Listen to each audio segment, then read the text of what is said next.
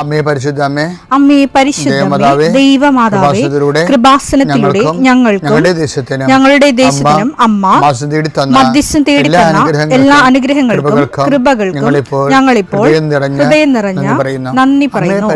അമ്മേ പരിശുദ്ധമേ ദൈവമാതാവേ 2004 ഡിസംബർ 7 ഉച്ചകഴിഞ്ഞ് 2:30 കൃപാസനത്തിൽ സംഭവിച്ച അമ്മയുടെ പ്രത്യക്ഷപ്പെടലിനെ കുറിച്ച് തിരുസഭയ്ക്ക് സമർപ്പിച്ചിരിക്കുന്ന പഠനരേഖകളുടെ സഭാത്മകമായ പഠനം ആരംഭിക്കുവാൻ ഞങ്ങൾ പ്രാർത്ഥിക്കുന്നു. അമ്മേ പരിശുദ്ധമേ ഭൂസ്വർലോകങ്ങളുടെ രാജ്ഞിയായ അങ്ങേയ്ക്ക് ഭൗമസംരക്ഷണത്തിനായി പ്രപഞ്ചപ്രകൃതിയെ തന്നെ തിരുസഭ പ്രതിഷ്ഠിക്കുവാൻ ഈ പ്രത്യക്ഷീകരണം വഴി ഇടയാക്കണമേ. പരിശുദ്ധമേ ജപമാല മാതാവേ സകല കൃപാസനം പ്രാർത്ഥനയോടും ചേർത്ത് ഞങ്ങളിപ്പോൾ പ്രാർത്ഥിക്കുന്ന ഈ കുടുംബത്തിന്റെ പ്രത്യേക നിയോഗം മക്കളെ, അമ്മയുടെ പ്രത്യക്ഷീകരണത്തിന്റെ ഈ അനുഗ്രഹവേളയിൽ ഞങ്ങൾക്ക് സാധിച്ചു തരുവാൻ കനിയണമേ.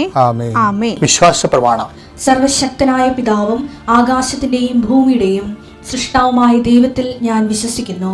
അവിടുത്തെ ഏകപുത്രനും ഞങ്ങളുടെ കർത്താവുമായ ഈശോ മിശിഹായിലും ഞാൻ വിശ്വസിക്കുന്നു. ഈ പുത്രൻ പരിശുദ്ധാത്മാവിനാൽ ഗർഭസ്ഥനായി കന്യകാമറിയത്തിൽ നിന്ന് പിറന്ന് പൊന്തിയോസ് പിലാത്തോസിന്റെ കാലത്ത് പീഡകൾ സഹിച്ച് കുരിശിൽ തറയ്ക്കപ്പെട്ട് മരിച്ച് അടക്കപ്പെട്ട് പാതാളങ്ങളിൽ ഇറങ്ങി മരിച്ചവരുടെ ഇടയിൽ നിന്ന് 3-ാം നാൾ ഉയർത്ത് സ്വർഗത്തിലേക്ക് എഴുന്നള്ളി സർവശക്തിയുള്ള പിതാവായ ദൈവത്തിന്റെ വലതുഭാഗത്തിരിക്കുന്നു. അവിടെ നിന്ന് ജീവിക്കുന്നവരെയും മരിച്ചവരെയും വിധിക്കുവാൻ വരുമെന്നും ഞാൻ വിശ്വസിക്കുന്നു. പരിശുദ്ധാത്മാവിലും ഞാൻ വിശ്വസിക്കുന്നു.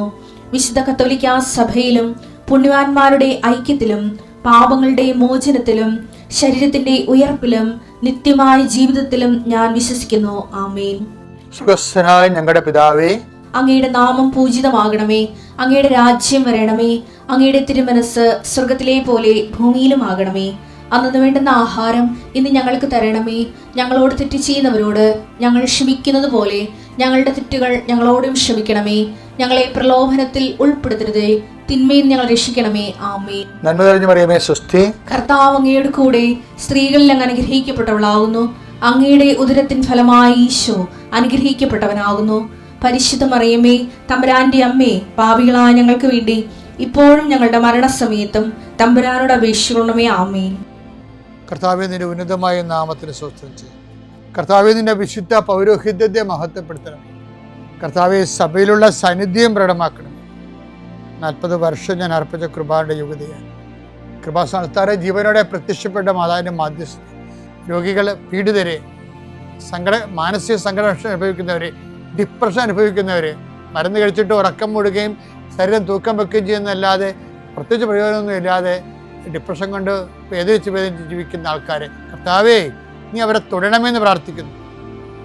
ഓട്ടിസം കുഞ്ഞുങ്ങളെ, ഹൈപ്പർ ആക്ടിവിറ്റി കുഞ്ഞുങ്ങൾ, അവരുടെ മാതാപിതാക്കന്മാരെ മനസ്സ് കെട്ടുപോയവരെ, തകർച്ച സങ്കടം കൊണ്ട് അവർക്ക് ജീവിക്കാൻ പറ്റാത്തവർ, ജീവിക്കാൻ വേണ്ടി ജീവിതത്തോട് മൽപ്പിടുത്തം നടത്തുന്നവർ, മരുന്ന് കഴിച്ചിട്ടും രോഗം സുഖമാക്കാതെയും രോഗം പൊറുക്കാതെയും ഇരിക്കുന്നവർ, എൻ്റെ കർത്താവിന് ഉന്നതമായ നാമത്തിൽ സഭയുടെ അധികാരത്തിൽ കുരിശിൻ്റെ അടയാളത്തിൽ ദൈവശക്തിയാൽ എനിക്ക് ദൈവസന്ധിപ്പും സൗഖ്യം ലഭിക്കട്ടെ. പിതാപുത്രനും പരിശുദ്ധാത്മാവായ സർവ്വേശ്വര എന്നേക്കും ആമേൻ. എൻ്റെ പ്രിയപ്പെട്ടവരെ, പിന്നെ നമ്മൾ ഈ ദിവസങ്ങളൊക്കെ എടുക്കുന്ന ഒരൊറ്റ സബ്ജക്റ്റാണ്. എന്ന് വെച്ച് കഴിഞ്ഞാൽ വിശ്വാസ ദാരിദ്ര്യം ഉണ്ടായാൽ എന്ത് ചെയ്യും, പ്രാർത്ഥന ശൈത്യം ഉണ്ടായാൽ എന്ത് ചെയ്യും, ആത്മീയ മരവിപ്പുണ്ടായാൽ എന്ത് ചെയ്യും, അതാണ് നമ്മുടെ ചോദ്യങ്ങൾ. ഇങ്ങനെ വന്നാൽ എന്ത് ചെയ്യുക വെച്ചാൽ അതിന് ഓരോരോ ഘട്ടന ഇന്നലെ മെനയെന്നൊന്ന് പറഞ്ഞ് ഇന്നലെ പറഞ്ഞ് ഇന്ന് പറയണത് അറിയാമോ? ഇന്ന് പറയണത് ഈ ചില കാര്യങ്ങളെ തിരിച്ച് കിട്ടുമെന്ന് ഉറപ്പില്ലാത്ത സ്ഥലത്ത് കർത്താവിൻ്റെ നാമത്തിൽ കൊടുക്കാൻ പറയും, തിരിച്ച് കിട്ടാത്ത സ്ഥലത്തേക്ക് കൊടുക്കാൻ പറയും.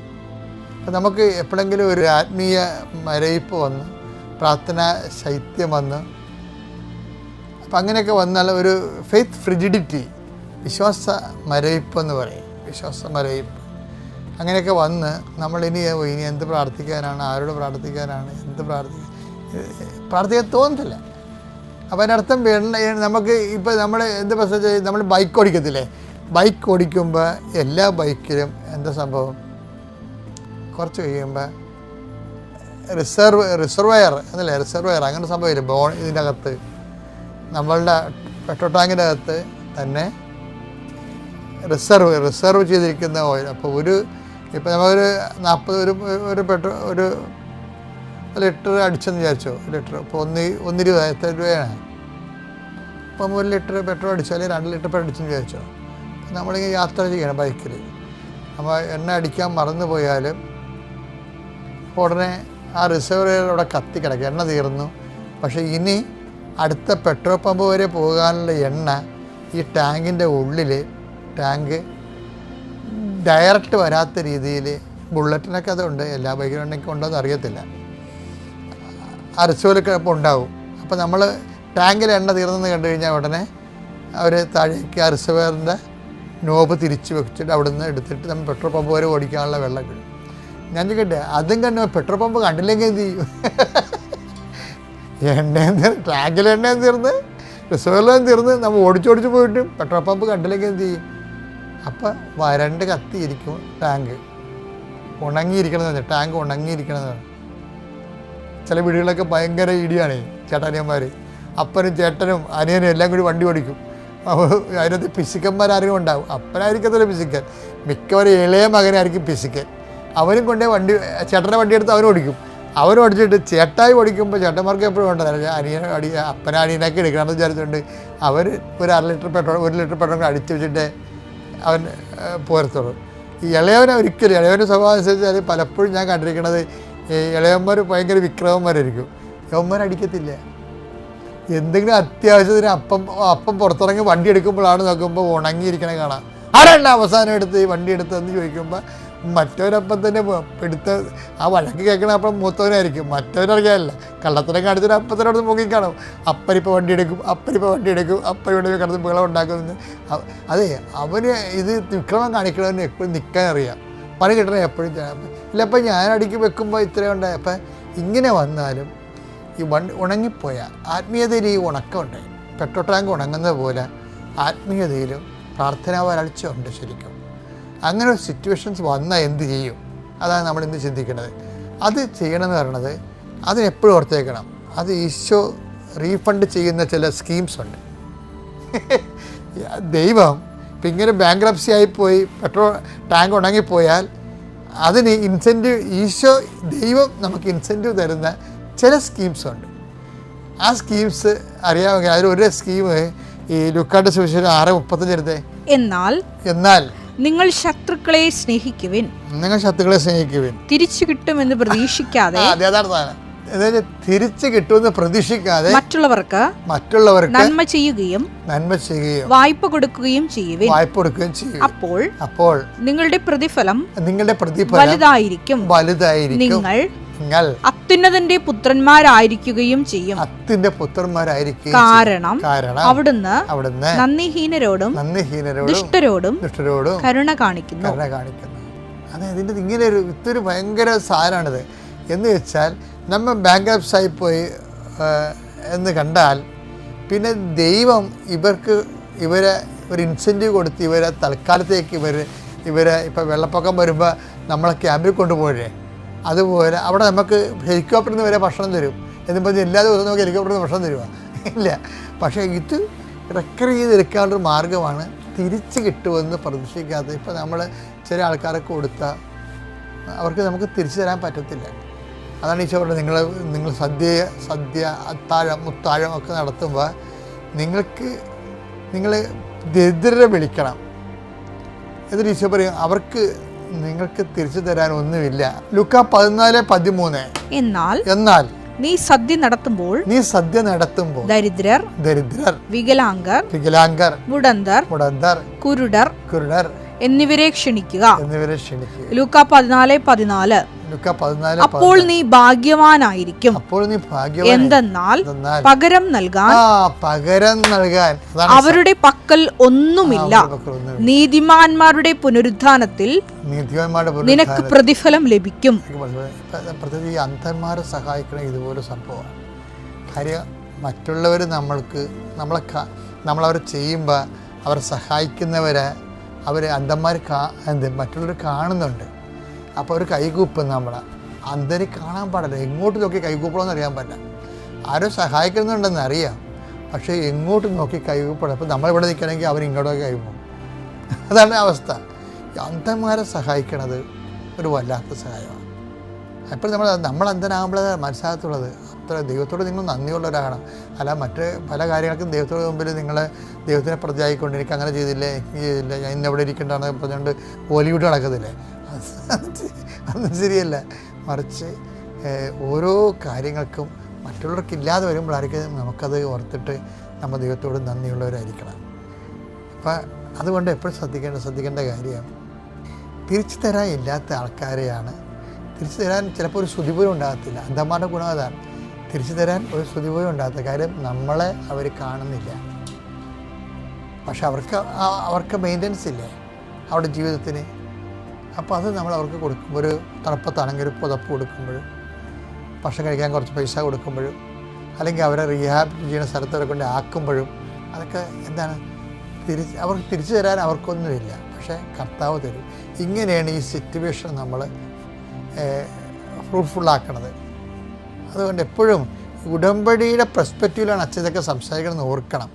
ദൈവത്തോട് ഉടമ്പടി ചെയ്തവർ പ്രത്യേകിച്ച് ഇങ്ങനെയുള്ള നല്ല അവസരങ്ങൾ ശരിക്കും പ്രയോജനപ്പെടുത്തണം. എൻ്റെ പേര് ആതിര ബിജു. ഞാൻ ഇടുക്കി ജില്ലയിലെ തൊടുപുഴയിൽ നിന്ന് വരുന്നു. ഞാനിവിടെ ഉടമ്പടി എടുത്ത വർഷം കഴിഞ്ഞ വർഷമാണ്, ഏപ്രിൽ 25. ഉടമ്പടി എടുക്കാനുണ്ടായ സാഹചര്യം എൻ്റെ എക്സാമിന് വേണ്ടിയിട്ടാണ്. സൗദി പോമെട്രിക് എക്സാമിന് വേണ്ടി ഞാൻ പ്രിപ്പയർ ചെയ്യുന്നുണ്ടായിരുന്നു. ഇവിടെ ഞാൻ അമ്മേനെ പറ്റി അറിയുന്നത് എൻ്റെ മാം വഴിയാണ്. ഈ അവസരത്തിൽ എൻ്റെ മാമിനെ ഞാൻ ഓർക്കുന്നു. ലിജി മാം എന്നാണ് പേര്. മാമാണ് ഇങ്ങനൊരു മാതാവിനെ പറ്റിയും ഇങ്ങനൊരു പള്ളിയുണ്ടെന്ന് എൻ്റെ അടുത്ത് പറഞ്ഞത്. അങ്ങനെ ഇവിടെ ഞാൻ വരുന്നു. വീട്ടിൽ ആരും അറിയാതെയാണ് വരുന്നത്. അച്ഛനും അനിയനും ആരും അറിഞ്ഞില്ല. എൻ്റെ അമ്മയും ഞാനുമാണ് ഇവിടെ ആദ്യം വരുന്നത്. കാരണം അച്ഛൻ ഇതിൽ അത്ര വിശ്വാസമുള്ള ആളൊന്നുമല്ല. ഞാനൊരു ഹിന്ദുവാണ്. ഇവിടെ വന്നപ്പം ഭയങ്കര തിരക്കായിരുന്നു. കണ്ടപ്പോൾ തന്നെ പേടിയായിപ്പോയി, ഉടമ്പടി എടുക്കാൻ പറ്റുമോ എന്നൊക്കെയുള്ളൊരു അങ്ങനെ ഒരു സംശയം ഉണ്ടായിരുന്നു. അങ്ങനെ ഇവിടെ വന്നു, ഉടമ്പടി എടുത്തു. ഞാനൊരു നേഴ്സാണ്. അപ്പം ഒഴുക്കിനനുസരിച്ച് പോകുന്നൊരു സ്വഭാവം എൻ്റെ. അങ്ങനെ ഒരു കാര്യവും സീരിയസ് ആയിട്ട് എടുക്കുക അങ്ങനത്തെ കാര്യമൊന്നുമില്ല. അങ്ങനെ ഉടമ്പടി എടുത്ത് ഇവിടുന്ന് പോയി. ഉടമ്പടിയിൽ പകുതി കാര്യങ്ങളൊന്നും ഞാൻ കറക്റ്റായിട്ടൊന്നും ചെയ്തില്ല. പ്രാർത്ഥനയുണ്ട്, മാതാവിനെ വിശ്വാസമാണ്, ചെറുതിലോട്ടും മാതാവിനെ വിശ്വാസമാണ്. ഞാനൊരു ക്രിസ്ത്യൻ സ്കൂളിലാണ് പഠിച്ചത്. ഫ്രണ്ട്സും ക്രിസ്ത്യൻസും കുറേ പേര് ക്രിസ്ത്യൻസാണ്. അപ്പം എത്രയും ദയുള്ള മാതാവെല്ലാം എനിക്ക് കാണാപ്പാടെ അറിയാം. അല്ലാതെ ജപമാല അങ്ങനത്തെ കാര്യങ്ങളൊന്നും പ്രാർത്ഥനയൊന്നും എനിക്കറിയില്ല. അങ്ങനെ ഉടമ്പടി എടുത്തു, പകുതി കാര്യങ്ങൾ ചെയ്യുന്നില്ല. അങ്ങനെ എക്സാമിന് ഡേറ്റ് എടുത്തു. ഒന്നും പ്രാർത്ഥിച്ചിട്ടൊന്നുമല്ല എടുത്തത്. അങ്ങനെ എക്സാമിന് ഡേറ്റ് എടുത്തു. ജൂലൈ ആ സമയത്ത് എക്സാമിന് ഡേറ്റ് എടുത്തത്. എക്സാം കഴിഞ്ഞു. 1 മാസം കഴിഞ്ഞാണ് റിസൾട്ട് വരുന്നത്. സൗദി പോമെട്രിക്കിന് 1 മാസം കഴിഞ്ഞാണ് അതിൻ്റെ റിസൾട്ട് പബ്ലിഷ് ചെയ്യുന്നത്. റിസൾട്ട് വന്നു, 8 നില പൊട്ടി. 45 മാർക്കിന് ഡിഫറൻസിൽ ഞാൻ ഭയങ്കരമായിട്ട് പൊട്ടി. അപ്പോൾ എനിക്ക് തോന്നി ഞാൻ ചെയ്യേണ്ട കാര്യങ്ങളൊന്നും ചെയ്തിട്ടില്ല. പഠിക്കേണ്ടതാണെങ്കിലും അങ്ങനെ വൃത്തിയായിട്ടൊന്നും പഠിച്ചില്ല. ഒഴുക്കിനനുസരിച്ച് പോകുന്ന സ്വഭാവമായതുകൊണ്ട് അത്ര എങ്ങനെയായി. അത് കഴിഞ്ഞപ്പം വീട്ടിലിങ്ങനെ പറഞ്ഞു ഞാൻ തോറ്റു എന്നുള്ള കാര്യം പറഞ്ഞു. അപ്പം അമ്മയും പറഞ്ഞു ഇനി എഴുതണോ, കാരണം ഒരു എക്സാമിന് 25,000 രൂപയാണ്. കാരണം സാധാരണപ്പെട്ട ഒരു കുടുംബത്തിലുള്ള എനിക്ക് 25,000 എന്ന് പറഞ്ഞാൽ വലിയൊരു തുക തന്നെയാണ്. കാരണം എൻ്റെ ഡേറ്റ ഫ്ലോ അങ്ങനത്തെ പ്രോസസ്സിങ്ങിനൊക്കെ കയ്യിലുണ്ടായിരുന്ന പൈസ എല്ലാം അതിനായിട്ട് ചിലവഴിച്ചു. പിന്നെ വീട്ടിലെ കാര്യങ്ങൾ, താഴെ ഒരു അനിയനുണ്ട്, അവൻ്റെ പഠിത്തം നോക്കണം, അങ്ങനെ കുറേ കാര്യങ്ങൾ അതിൻ്റെ ഇടയ്ക്കുണ്ട്. അങ്ങനെ ഇൻസ്റ്റിറ്റ്യൂട്ടിൽ പറഞ്ഞപ്പോൾ അവർ പറഞ്ഞു ഒന്നും കൂടെ എഴുതാമെന്ന് പറഞ്ഞു. ഞാൻ ഒന്നും കൂടെ എഴുതാൻ തുനിഞ്ഞിറങ്ങി. ഹാർഡ് വർക്ക് ചെയ്തു, പഠിച്ചു, രാവും പകലും ഇല്ലാതെ പഠിച്ചു. അപ്പം പിന്നെ കുറച്ചും കൂടെ പ്രാർത്ഥനയിലേക്കും കാര്യങ്ങളിലേക്കൊക്കെ കടന്നു. മാതാവിനോട് ഒരുപാട് അടുക്കാൻ ശ്രമിച്ചു. അടുത്തു എന്ന് തന്നെ പറയാം. പിന്നെ എക്സാം എഴുതി.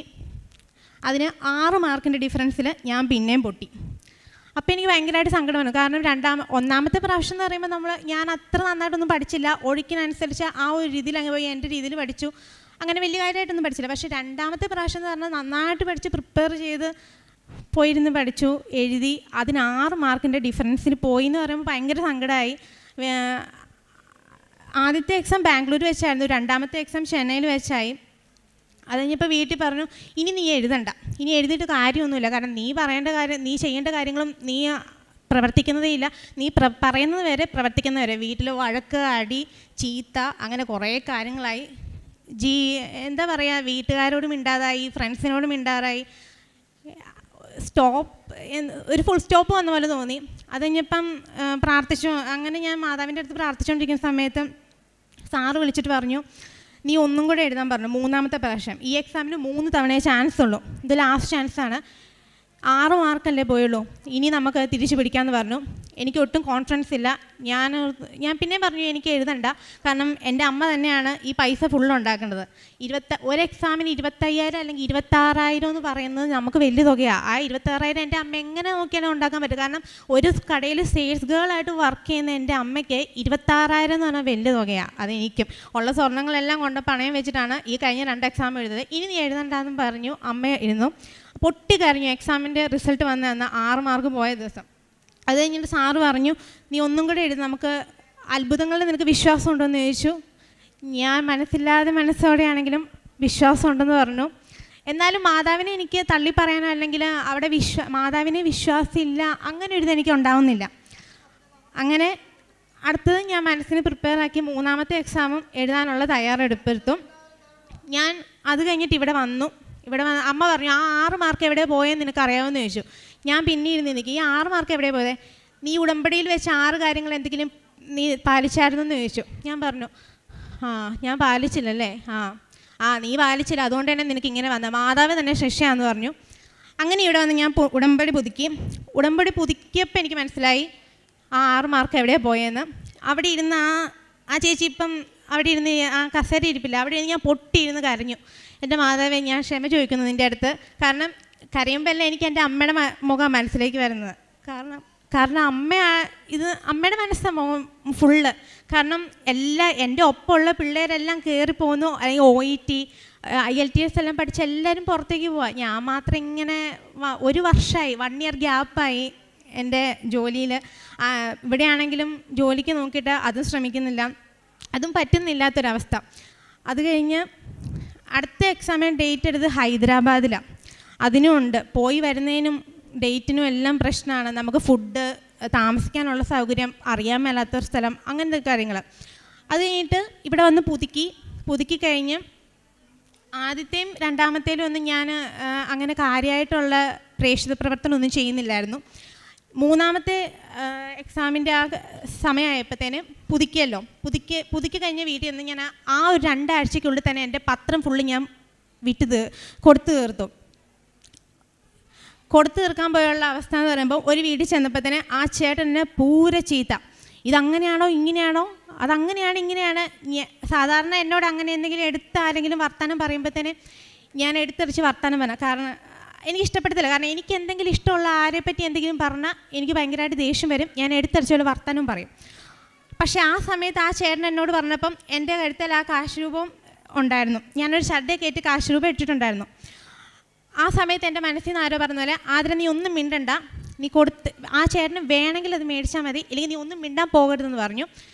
അങ്ങനെ ഞാൻ അവിടെ നിന്ന് പോകുന്നു. അച്ഛനും ഭയങ്കരമായിട്ട് ചീത്ത പറഞ്ഞു. എനിക്ക് ഭയങ്കരമായിട്ട് സങ്കടം വന്നു. കാരണം ഇത്രയൊക്കെ നമ്മളിപ്പോൾ ഞാൻ അറിയാൻ മേലാത്തൊരു ചേട്ടൻ, കാരണം എൻ്റെ വീടിൻ്റെ ഒരു 5-6 കിലോമീറ്റർ അകലെ പോയി ഞാൻ ആ പത്രം എല്ലാം കൊടുത്തത്. അപ്പോൾ എനിക്കറിയാം, ഇതുവരെ ലൈഫിൽ ഒരിക്കൽ പോലും കണ്ടിട്ടില്ലാത്തൊരു മനുഷ്യൻ്റെ കയ്യിൽ നിന്ന് ഞാൻ അങ്ങനെ ചെയ്തിടുമ്പോൾ എനിക്ക് ഭയങ്കരമായിട്ട് സങ്കടം വന്നു. ഞാൻ വീട്ടിൽ വന്ന് അമ്മയോട് പറഞ്ഞു, അമ്മ എനിക്ക് ഭയങ്കരമായിട്ട് സങ്കടം വന്നു. ഞാൻ കരയൊക്കെ ചെയ്തു, മാതാവിന് മുമ്പിൽ നിന്ന് കരയൊക്കെ ചെയ്തു. അത് കഴിഞ്ഞ് എക്സാമിന് ഡേറ്റ് എടുക്കാൻ വേണ്ടി ഞാൻ ഇവിടെ വന്നു. അപ്പം ഞാനിവിടെ സാക്ഷ്യങ്ങളിലൊക്കെ കേട്ടിട്ടുണ്ട് അച്ഛനോട് ചോദിച്ചിട്ട് ഡേറ്റ് എടുക്കൂ എന്നുള്ളത്. അപ്പം ഞാനിവിടെ വന്നപ്പം ഒരു ചേട്ടൻ പറഞ്ഞു എൻ്റെ അടുത്ത്, നീ മാതാവിനെ മനസ്സ് വിചാരിച്ച് കണ്ണടച്ചൊരു ഡേറ്റ് എടുക്കാൻ പറഞ്ഞു. ഞാൻ എൻ്റെ വീട്ടിൽ പോയിട്ടും ഇൻസ്റ്റിറ്റ്യൂട്ടിൽ നിന്ന് ആ ചേച്ചി പറഞ്ഞു, ഡിസംബർ 7, 8, 9 എന്ന് പറഞ്ഞ തീയതികളുടെ ഡേറ്റ് ഉണ്ട്, നിനക്ക് ഏതാ വേണ്ടതെന്ന് ചോദിച്ചു. ഞാൻ ഒന്നും ആലോചിക്കുക ഡിസംബർ 7 ഡേറ്റ് എടുക്കാൻ പറഞ്ഞു ഹൈദരാബാദിൽ. ഡിസംബർ 7 ഡേറ്റ് എടുത്തു ഹൈദരാബാദിൽ. അത് കഴിഞ്ഞിട്ട് പഠിക്കാൻ തുടങ്ങി, പ്രാർത്ഥന ചെല്ലാൻ തുടങ്ങി. അടുത്തുള്ള ഓൾഡ് ഏജ് ഹോം ഉണ്ടായിരുന്നു, അവിടെ പോയി അവർക്ക് സർവീസ് ചെയ്യാൻ തുടങ്ങി. അവിടുത്തെ ആൾക്കാരോട് സംസാരിക്കാൻ തുടങ്ങി. അപ്പോൾ കുറച്ച് മനസ്സൊന്ന് ക്ലിയറായി. അപ്പോഴും ഞാൻ വീടിന് പുറത്തിറങ്ങുമോ, ഈ എക്സാമിന് പ്രിപ്പയർ ചെയ്യുമ്പം വീടിന് പുറത്തിറങ്ങുമോ അല്ലെങ്കിൽ ആൾക്കാരോടൊന്ന് സംസാരിക്കാനോ ഞാൻ തയ്യാറാകുന്നില്ല. തൊട്ടപ്പുറം എൻ്റെ അമ്മയുടെ ആങ്ങളുടെ കുടുംബം താമസിക്കുന്ന അവരോട് പോലും ഒന്നും മിണ്ടുന്നില്ല. കാരണം ഡിപ്രഷനാണ്, ഉറക്കം വരുന്നില്ല. രാത്രി ഫുള്ള് ഇരുന്ന് പ്രാർത്ഥിക്കും, എന്നിട്ടും എനിക്ക് ഉറക്കം വരുന്നില്ല. ഫുള്ള് എൻ്റെ ഒപ്പമുള്ള എല്ലാവരും കയറി പോവുക, അങ്ങോട്ടും ഇങ്ങോട്ടും അല്ല. അപ്പം അമ്മയൊക്കെ നിനക്ക് മാത്രം എന്താ ഇങ്ങനെ പറ്റുന്നത്, വീട്ടിൽ അപ്പനാണെങ്കിലും വഴക്ക്, അനിയനാണെങ്കിലും വഴക്ക്. അപ്പം ഓരോ എക്സാമിനും എൻ്റെ കൂടെ വരുന്ന എൻ്റെ ആങ്ങളയാണ്. കാരണം അവൻ പഠിച്ചുകൊണ്ടിരിക്കുക മംഗലാപുരത്ത്, അവനും റേഡിയോളജി പഠിച്ചുകൊണ്ടിരിക്കുക. അപ്പോൾ അവനും അവൻ്റെ ക്ലാസ് കട്ട് ചെയ്തവനാണ്. അവന് ഓരോ പ്രാവശ്യം പോകുമ്പോഴും അവന് ഓരോ ട്രിപ്പ് പോലെയാണ് പോയിക്കൊണ്ടിരിക്കുന്നത് എൻ്റെ കൂടെ. അത് കഴിഞ്ഞിട്ട് ഡിസംബർ 5 ഞാൻ അത് കഴിഞ്ഞിട്ട് പോകുന്നതിന് മുമ്പ് ഞാനിവിടെ വന്നു, അച്ഛനെ കണ്ടു. അച്ഛൻ കാശ് രൂപമൊക്കെ തന്ന് ബ്ലെസ്സിങ് ഒക്കെ ചെയ്തു. ഞാനത് കഴിഞ്ഞ് ഡിസംബർ 5 ഇവിടെ വരുന്നു. 7-ാം തീയതി എക്സാമാണ്. ഇവിടെ വന്ന് അമ്മയോട് പറഞ്ഞിട്ടാണ് പോണേ, അമ്മേ എനിക്ക് എന്താണെന്ന് അറിയത്തില്ല, എങ്ങനെയാണെന്നും അറിയില്ല, ഞാൻ പഠിക്കുന്ന പോലെ പഠിച്ചിട്ടുണ്ട്, ഇനി അമ്മ എൻ്റെ കൂടെ വരണം, അമ്മ എൻ്റെ കൂടെ ഉണ്ടാവണമെന്ന് തന്നെ ഞാൻ പ്രാർത്ഥിച്ചു.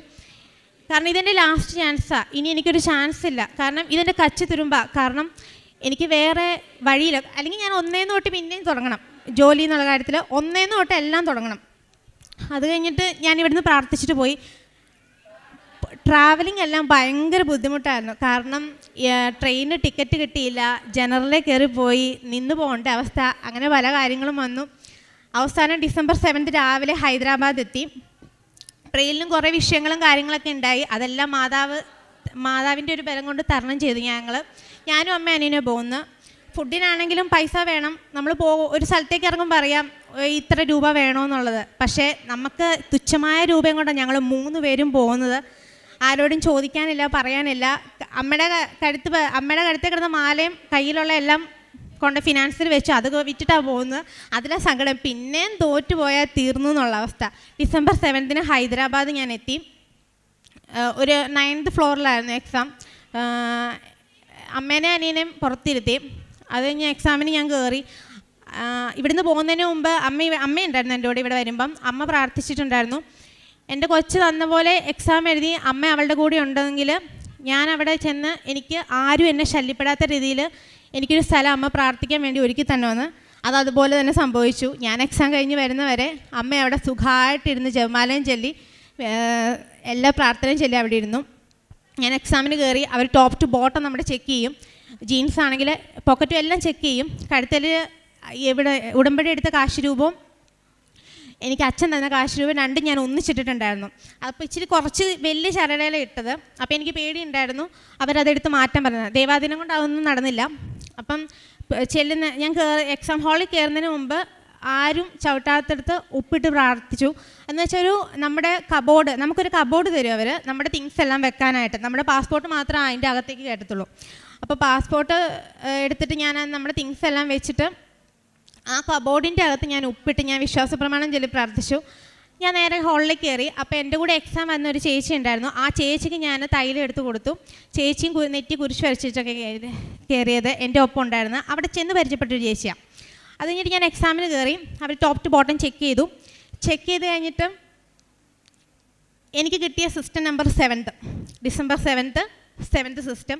അപ്പോൾ എനിക്ക് കുറച്ച് വിശ്വാസമായി. കാരണം ഡിസംബർ 7 ഇവിടെ മാതാവ് പ്രത്യക്ഷപ്പെട്ട ദിവസമാണ്. 7th number. അങ്ങനെ എനിക്ക് മാതാവ് എൻ്റെ കൂടെ ഉണ്ടെന്നുള്ളൊരു വിശ്വാസമായി. എക്സാം സ്റ്റാർട്ട് ചെയ്ത് ഞാൻ പഠിച്ചതിൽ 3-4 ക്വസ്റ്റ്യൻസ് മാത്രമാണ് വന്നത്. എല്ലാവരുടെയും വിചാരം സൗദി പോമെട്രിക് അല്ലെങ്കിൽ MOH DH എല്ലാം ഭയങ്കര ഈസിയാണെന്നുള്ളതാണ്. അപ്പോൾ എൻ്റെ അടുത്തുള്ള വീട്ടുകാർ പറഞ്ഞു അത് ഭയങ്കര ഈസി അല്ലേ, നിനക്ക് പഠിച്ച് എഴുതാനുള്ള കാര്യമുള്ളെന്ന് പറയുന്നു. പക്ഷേ ഇതിന് ഒരു സംഭവത്തിലേക്ക് ഇറങ്ങിയാലും നമുക്കത് മനസ്സിലായത് എത്രമാത്രം ടഫാണ്. OET IELTS പോലെ എല്ലാം പോലെ അത് ഭയങ്കര ടഫുള്ള കാര്യമാണ്. അങ്ങനെ ഞാൻ എക്സാമിന് കൾച്ചറൊക്കെ എടുത്ത് നോക്കി ക്വസ്റ്റ്യൻസൊക്കെ നോക്കിക്കൊണ്ടിരിക്കുന്നു. 3-4 ക്വസ്റ്റ്യൻസാണ് ഞാൻ പഠിച്ചതെന്ന് വന്നത്. പിന്നെ എൻ്റെ കയ്യിൽ നിന്ന് പോയി. ഞാൻ മാതാവിനോട് പറഞ്ഞു, മാതാവേ എനിക്കറിയത്തില്ല എന്താ ചെയ്യാൻ പോകുന്നതെന്നും മാതാവ് എൻ്റെ കൂടെ വേണം. ഞാൻ എക്സാം എഴുതുന്ന ടൈമിൽ എൻ്റെ പുറകിൽ ആരോ വന്ന് നിൽക്കുന്ന പോലെ എനിക്ക് തോന്നി. എക്സാം കഴിയാൻ 4 മണിക്കൂറാണ് exam. Part A part B ആണ്. ഒരു പാർട്ടിൽ 110 ക്വസ്റ്റ്യൻസാണ്. അങ്ങനെ പാർട്ട് എയും ബിയും എക്സാം കഴിയാൻ ½ ആൻ അവർ ഉണ്ടായിരുന്നു. ഞാൻ എഴുതി തീർന്നു. ഞാൻ ഇറങ്ങി അമ്മയുടെ അനിയൻ്റെ അടുത്ത് വന്നു. അമ്മ ചോദിച്ചു ഇത്ര പെട്ടെന്ന് നീ എഴുതി കഴിഞ്ഞു, ഇനി ½ ആൻ അവർ ഉണ്ടല്ലോ. ഞാൻ എഴുതി കഴിഞ്ഞു, ഇനി മാതാവ് നോക്കിക്കോളൂ അമ്മയെന്ന് പറഞ്ഞു. എക്സാമിന് പിന്നെ 1 month കഴിഞ്ഞിട്ട് എക്സാമിൻ്റെ റിസൾട്ട് വരുന്നത്. ഞാൻ വെയിറ്റിംഗ് ആണ്. എൻ്റെ മനസ്സിൽ കൂടെ കപ്പൽ ഓടിക്കൊണ്ടിരിക്കുക. അപ്പം ഇനിയും തോറ്റുപോയി ഞാൻ എന്ത് ചെയ്യും? പൈസ ഇല്ല, നമ്മൾ ആരെ സഹായിക്കാനില്ല. മാതാവിനോട് അച്ഛനും അമ്മയും പണിക്ക് പോയി കഴിഞ്ഞാൽ പിന്നെ ഞാൻ മാതാവിനോട് എൻ്റെ കഷ്ടങ്ങളെല്ലാം പറഞ്ഞിരിക്കുക. മാതാവേ പൈസ ഇല്ല, ഇനി എന്ത് ചെയ്യും? കാരണം ഞാൻ ഇത്ര പ്രാർത്ഥിച്ചു, അമ്മയുടെ പ്രത്യക്ഷീകരണത്തിൻ്റെ സ്ഥിരം സാക്ഷിയായി യേശുനാമത്തിൽ എന്നെ ഉയർത്തും. എന്നെ ഉയർത്തുന്നതിലൂടെ എൻ്റെ വീട്ടുകാരും എൻ്റെ വീട് ഉയരും, അതെനിക്ക് ഉറപ്പാണ്. കാരണം ഞാനൊന്ന് പുറത്ത് പോയിട്ട് വേണം എൻ്റെ ഇപ്പോഴും എൻ്റെ വീട് നനയും, ഒരു മഴ വന്നാൽ എൻ്റെ വീട് നനയും, എല്ലാ മുറിയും നനയും. അപ്പോൾ അതൊന്ന് എൻ്റെ വീടൊന്ന് ശരിയാക്കി കൊടുക്കാനുള്ള അത്രയും എനിക്ക് തന്നാൽ മതി അമ്മയെന്ന് ഞാൻ പറഞ്ഞു. വലിയ കാര്യത്തിനൊന്നും എനിക്ക് വേണ്ട, വലിയതായിട്ടുള്ള ആവശ്യങ്ങളൊന്നുമില്ല എന്ന് പറഞ്ഞു. അത് കഴിഞ്ഞിട്ട് ഞാൻ പിന്നെ ഉറക്കമില്ല, ഡിപ്രഷനായി. വാട്സപ്പ്, ഫേസ്ബുക്ക്, ഇൻസ്റ്റാഗ്രാമെല്ലാം ഭയങ്കര ആക്റ്റീവായിരുന്ന ആൾ ഒരു ദിവസം കൊണ്ട് എല്ലാം കളയുന്നു. എല്ലാവരും ചോദിക്കാൻ തുടങ്ങി, അവളിവിടെ ഉണ്ടോ എന്ന് ചോദിക്കാൻ തുടങ്ങുന്നു. എൻ്റെ അമ്മ ഒരു കടയിലാണ് വർക്ക് ചെയ്യുന്നത്, കരിങ്ങുന്നത്ത് ഒരു കടയിലാണ് വർക്ക് ചെയ്യുന്നത്. അപ്പോൾ അമ്മയോട് ചോദിക്കണം, അവളിവിടെ ഉണ്ടോ, ആതിര ഇവിടെ ഉണ്ടോ എന്ന് ചോദിക്കുന്നു. അവളിവിടെ ഉണ്ടല്ലോ എന്ന് പറഞ്ഞു, അവളെ കാണുന്നില്ലല്ലോ. അങ്ങനെയല്ല, എപ്പോഴും ആക്റ്റീവായിട്ടിരുന്ന ഒരാൾ പെട്ടെന്ന് സ്റ്റോപ്പ് ആകുമ്പോൾ അവസ്ഥ എന്താ? ഡിപ്രഷൻ തന്നെ. ആ ഡിപ്രഷനിലാണ് എല്ലാം തീർന്നത്. അത് കഴിഞ്ഞിട്ട് എന്താ പറയുക, ഈ ജനുവരി 5 എൻ്റെ എക്സാമിൻ്റെ റിസൾട്ട് വന്നു. ഞാൻ ഇത്രയും ചോദിച്ചുള്ളൂ, മാതാവ് എനിക്ക് അങ്ങോട്ടും വേണ്ട ഇങ്ങോട്ടും വേണ്ട, 500 മാർക്ക് തന്നെ എന്നെ ജയിപ്പിച്ചാൽ മതി. കാരണം 500 മാർക്ക് വേണം സൗദി പോകുമ്പോഴത്തേക്കും ജയിക്കാനായിട്ട്. ആ 500 മാർക്ക് തന്നെ എൻ്റെ അമ്മ എന്നെ ജയിപ്പിച്ചു. ഞാൻ ഹാപ്പി ഇപ്പം, കാരണം ഒരുപാട് ഹാപ്പിയാണ്. ഒത്തിരി ഒന്നും ചോദിച്ചില്ല, എനിക്ക് ഇന്നത് വേണം ഇന്നത് വേണ്ട അങ്ങനെയൊന്നുമില്ല. 500 മാർക്ക് എന്ന അമ്മ എന്നെ ജയിപ്പിച്ച് തന്നാൽ മതി എന്ന് പറഞ്ഞു. അമ്മ എന്നെ ജയിപ്പിച്ചു. ഒരുപാട് ഹാപ്പിയാണ്. അമ്മയുടെയും എൻ്റെയും വീട്ടുകാരുടെയും എല്ലാം പ്രാർത്ഥന കേട്ടു. പിന്നെ എൻ്റെ അപ്പന് ഇതിലൊന്നും വിശ്വാസമില്ലായിരുന്നു. ആദ്യം ഞാൻ പറഞ്ഞല്ലോ, ഇവിടെ വന്നത് കള്ളം പറഞ്ഞാൽ വന്നത്, ഞാനും എൻ്റെ അമ്മയും കൂടെ. എൻ്റെ ഫ്രണ്ടിൻ്റെ കല്യാണത്തിന് വരുന്നു എന്നും പറഞ്ഞാൽ ഞാനിവിടെ വന്നത് അമ്മേനെ കാണാനായിട്ട്. അത് കഴിഞ്ഞ് കുറേ സാക്ഷ്യങ്ങൾ ഞാൻ ഉടമ്പടി എടുത്തു എന്നൊക്കെ പറഞ്ഞ് സാക്ഷ്യങ്ങൾ കണ്ട് ഞങ്ങൾ ഒച്ച വെക്കും, ഞാനും അമ്മയും കൂടെ ഒച്ച വെക്കും സാക്ഷ്യങ്ങൾ. അമ്മയാണെങ്കിൽ ഏത് നേരം സാക്ഷ്യം ഒച്ച വെച്ച് കേൾക്കും. ഇങ്ങനെ എക്സാമിൻ്റെ ആണെങ്കിലും കുറേ ചേച്ചിമാരുടെയൊക്കെ നമ്മൾ ഒരുപാട് കേൾക്കും. എനിക്കിങ്ങനെ അനുഭവങ്ങൾ കേൾക്കാൻ ഭയങ്കര ഇഷ്ടമുള്ള. അപ്പം ഞാനും ഇങ്ങനെ കേൾക്കും, ഞാനും അമ്മയും കൂടെ ഒന്നിച്ചിരുന്നാണ് കേൾക്കുന്നത്. അപ്പം അപ്പനും വന്നിരിക്കും, കാരണം അനിയനില്ല, അനിയൻ പഠിച്ചുകൊണ്ടിരിക്കുക. അപ്പം അപ്പനും വന്നിരിക്കും. അപ്പം അപ്പൻ അതിലൂടെ ഭയങ്കര വിശ്വാസമായി. ഏറ്റവും വലിയ ടിസ്റ്റ് എന്ന് പറഞ്ഞാൽ ഞാനും എൻ്റെ അപ്പനും കൂടെയാണ് പത്രം കൊടുക്കാൻ പോയെന്നുള്ളതാണ്. അതൊരു വലിയ അനുഗ്രഹമായിട്ട് ഞാൻ കരുതുന്നു. കാരണം ഇതിലൊന്നും വിശ്വാസം ഇല്ലായിരുന്നു. അപ്പം പറയുന്ന ഒരു ദൈവമാണ്, മനുഷ്യന്മാരാണ് ഇതിനെല്ലാം വിവേചിച്ചത്. അപ്പം ഞങ്ങൾ പറയും ഇതെല്ലാം നമ്മുടെ വിശ്വാസമല്ലേ, അതിനെ നമ്മൾ ചോദ്യം ചെയ്യേണ്ട ആവശ്യമില്ല. അപ്പം അമ്മ പറയും നിങ്ങൾക്ക് ഇതിൽ വിശ്വാസം ഇല്ലെങ്കിൽ നിങ്ങൾ വിശ്വസിക്കേണ്ട എന്നുള്ള രീതിയിൽ അമ്മ പറയും. അങ്ങനെ എൻ്റെ അപ്പന് കുറച്ചെന്നല്ല നല്ലപോലെ വിശ്വാസമായി. അതുപോലെ അച്ഛൻ ഓക്സിജൻ ലെവൽ താഴ്ന്നു, 85, 75 ആയി. കഴിഞ്ഞ ദിവസം ആശുപത്രിയിലായി.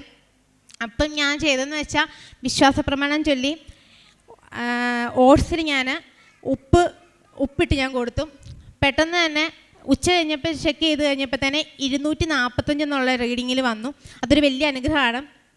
അതിൽ എൻ്റെ അപ്പൻ വിശ്വാസത്തിനായി. അതുപോലെ തന്നെ എനിക്ക് 2 ഇയേഴ്സായിട്ട് ഭയങ്കര ബാക്ക് പെയിനാണ്. കുനിയാൻ പോലും പറ്റാത്ത അവസ്ഥയായിരുന്നു. ഡാൻസൊക്കെ ചെയ്യുമ്പോഴാണെങ്കിലും ഭയങ്കര പ്രശ്നമായിരുന്നു. നമുക്ക് കുനിയാനോ അല്ലെങ്കിൽ നമുക്കൊരു കുടം വെള്ളം പോലും എടുക്കാത്ത അവസ്ഥയായിരുന്നു. ഇവിടെ വന്ന് ഉടമ്പടി തൈലം ഞാൻ എൻ്റെ ബാക്കിന് അപ്ലൈ ചെയ്തു. കുറച്ച് ദിവസം കഴിഞ്ഞപ്പം കുനിയാനും എല്ലാം പറ്റുന്നുണ്ട്. അതുപോലെ തന്നെ ഉപ്പിട്ട് ചൂടുവെള്ളത്തിൽ കുളിക്കുകയും ചെയ്തു. വിശ്വാസ പ്രമാണം എല്ലാം ചൊല്ലി എൻ്റെ രോഗം പൂർണ്ണമായിട്ടും ഭേദമാക്കി. അതുപോലെ തന്നെ എൻ്റെ അമ്മ ഓടി നടക്കുന്ന ഒരാളാണ്. അപ്പോൾ അമ്മയുടെ കാലിൻ്റെ നെയിൽ വിട്ടുപോരാം, പക്ഷെ അത് വിടുത്ത് പോരുന്നേ ഇല്ല. അമ്മയ്ക്ക് ഭയങ്കര പേടിയുള്ള ആളാണ്. അപ്പം ഞാൻ പറിച്ചെടുക്കാമെന്ന് പറഞ്ഞു, അത് പറഞ്ഞു പോരുന്നേ ഇല്ല. ഞാൻ ആ ഭയങ്കര വേദനയാണ്, കാലും കൊണ്ട് നടക്കാൻ പറ്റാത്തൊക്കെ അവസ്ഥയായിരുന്നു. എന്നും വന്ന് കരച്ചിലും ഒക്കെ ആയിരുന്നു. ഞാനോർത്ത് ഷുഗർ ഉള്ള കാരണം അമ്മയ്ക്ക് ഷുഗർ ലോ ആണ്, ഷുഗറും ബി പി ഒന്നുമില്ല. അത് കഴിഞ്ഞിട്ട് പിന്നെ ഞാൻ അമ്മ അറിയാതെ അമ്മ ഉറങ്ങിക്കൊണ്ടിരുന്ന സമയത്ത് കരഞ്ഞിട്ടാണ് കിടക്കുന്നത്. വേദനയാന്ന് പറഞ്ഞ് കരഞ്ഞിട്ടാണ് കിടക്കുന്നത്. എന്നിട്ട് ഞാൻ അമ്മ ഉറങ്ങിയ സമയത്ത് ഞാൻ അമ്മയുടെ കാലിൽ ആ തൈലം തേച്ചു. ആ വിരലിൻ്റെ ഇടയ്ക്ക് ഞാൻ ആ നഖത്തിൻ്റെ ഇടയ്ക്ക് തൈലം തേച്ച് കൊടുത്തു. പിറ്റേ ദിവസം മുതൽ ആ വേദനയില്ല. അമ്മ സുഖമായിട്ട് ഓടി നടക്കാൻ തുടങ്ങി. ഇത്ര അനുഗ്രഹം നൽകിയ യേശുവിനോടും മാതാവിനോടും ഞാൻ ഒരുപാട് നന്ദി പറയുന്നു. എൻ്റെ കുടുംബവും നന്ദി പറയുന്നു.